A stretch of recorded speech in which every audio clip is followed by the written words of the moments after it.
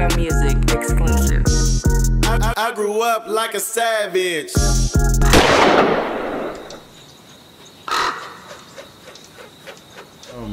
While you in the studio, around the time, is it before or after? Was probably after. When did you recruit TC?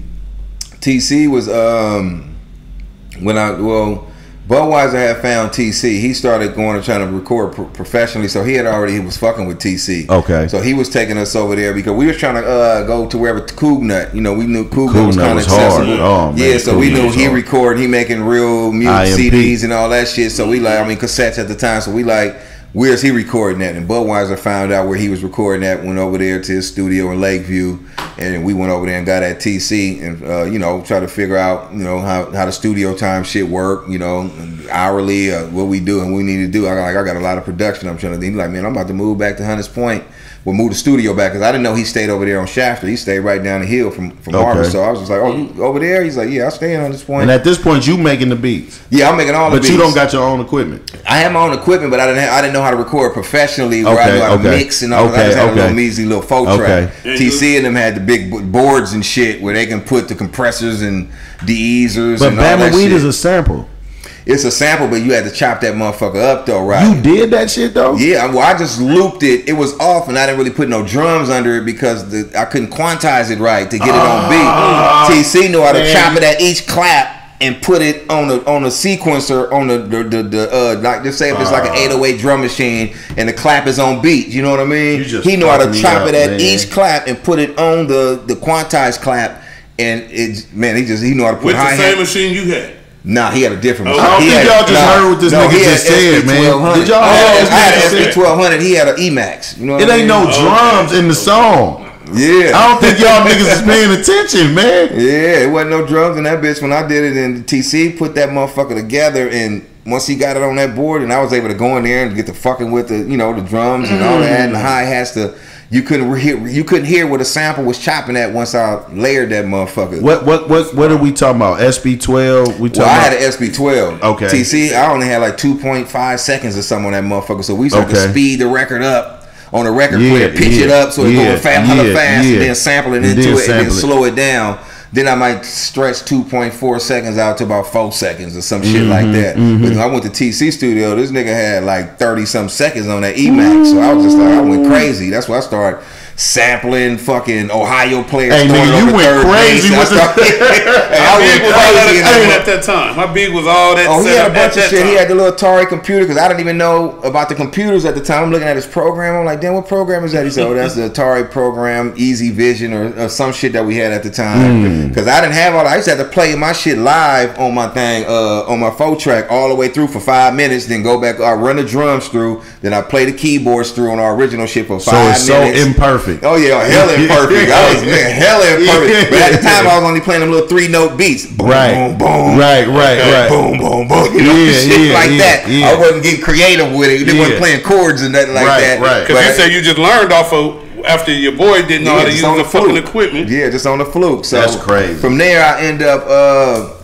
We went to TC's. He started fucking showing me about the sampler and how he can layer them too. And I didn't realize how raw TC was because I'd be like, bro, I'm gonna throw Brass Monkey on a hook on the top of that Soft and Wet Prince beat and all that, and I didn't realize that they was different tempos, and he had to like do turn all stretching kind of shit. I'm just telling him to throw this on that and put this up in there, and TC would be sitting there like, damn, this nigga like, but man, TC was the wizard. How man. He was our doctor. How are you? Because at the end of the day, he made it happen. He was able to put it down. He made it happen. Yeah. But how the fuck is you hearing this in your? Because I don't think niggas really realize your set, the way y'all shit was structured. It was like a live DJ was going. Exactly. We had DJ switch in there too to certain parts I want in. I tell them to put a scratch before. Yeah. So I was orchestrating everything. TC will put it together, then we bring DJ switch in to do, to do his scratching and all that shit. To put the extra layers. By then, I was trying to be like how Dr. Dre and them LA niggas was like making they shit sound. They was like movies, action packed, different shit.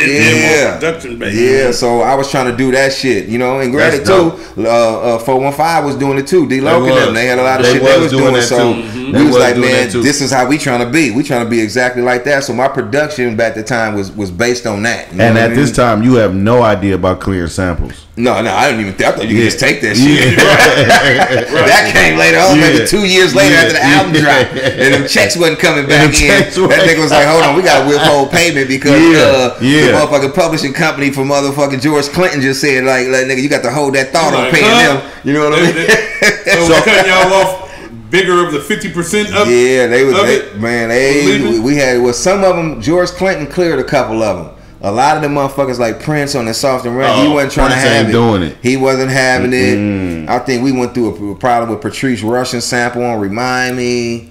I think we was able to clear the second part where I come in on the Remind Me song on the Shaka Khan and Rufus shit, Tell Me Something Good and all that shit, but they wasn't, man. Where did you get that idea to cut them songs off half and half like that? I just kind of it came from an Ice Cube song when he was switching them beats and shit and all that Jacking shit. For Beats? Jacking for Beats. Is that where that style came? Yeah, that's where you did it on the whole album, nigga. You ain't giving a fuck. That Jacking for Beats shit, that's hard, like, man. I'm ready to, try to switch it up. You know what I mean? Do it on A Lesson to Be Learned. Do it on Remind Me. I just was like, man, I'm feeling so layering that shit. I love, listen, bro. Like you guys could have only done that. Right. And y'all would have been legends. That shit was like raw, bro. Like the quality of that music, y'all was fucking shit up back then, bro. I'm like, these niggas is a problem. Like these niggas is really killing shit. Like that's what I said. We got accepted fast. I didn't realize at the time we was doing it. I didn't realize how dope the production was until we started really getting out. And motherfuckers was like, bruh. Man, nigga, that shit dope. Man, that shit was so dope. They playing y'all shit over there, nigga, in Oakland, nigga. Yeah. Nigga, side shows, the whole shit, nigga. They playing, nigga. Y'all getting slapped, nigga. They slapping y'all shit over there. We was loving that shit. That shit made me as a young nigga want to go to the hood, Frisco. Right. You know what I'm saying? At that time, nigga going to Frisco with his parents downtown. I want to see what these niggas talking about. Like, take me over there. Nigga come to the city and only go to Pier 39. Yeah, I'm like, nah, this ain't no. You know what I'm saying? It's a whole nother side, nigga, to this shit. You know what I mean? So like when y'all when y'all sampling, I mean when you was thinking about sampling before you even start sampling people's shit, I heard you in the past say somebody sampled one of y'all shits. Yeah. And took y'all shit, so you didn't feel like no. When people sample our shit, when people sample our shit, like our shit been jacked hella times. Motherfuckers that remade Bammer Weed. I got my 9 Bluebird. When they tag me in and let me hear it, man, I don't trip unless it's where it can be like a lucrative deal. Where if somebody like Drake sample my shit, I'm knocking at his door. You know what I mean? Somebody like Wiz Khalifa did it, I'm gonna see what's up. You know what I mean? But like locally, Bay Area dudes or whoever, man, if they ain't really like doing nothing big with it, I don't too much trip, man. I love the shit that they trying to keep it alive, keep the torch lit. You know what I mean? The first album. There's A Lesson to Be Learned. Yeah, first one. And that motherfucker charted. It charted at 60, right? Crazy. Crazy. Like independent, right? Top 200. Y'all went through City Hall? Nah, we went through In a Minute Records. Yeah. Okay, In a Minute Records. I think they did one of Pooh Man albums too. Yeah. They did Pooh Man album. Yep. It was right there on MacArthur. Somewhere at number 16 on something different though. Yeah, that was on the lower. That might have been the second album. That was no. It charted 16 on the I think it was the rap charts or something like that. On the rap charts. Yeah. Okay, so 60 on hip hop and R&B. That's big. That means at the same time, it's Mary J. Blige albums out and Bad Boy records out and shit like that. And him Death Row shit. It was like the top 200 or top 100 that we charted. Yeah, top 200 I think it was. And to be 60, that's crazy. And then when it was number 16, that was about how many? About 100 or less? I think that one is 100. I think that one is 100. Yeah, on that's crazy.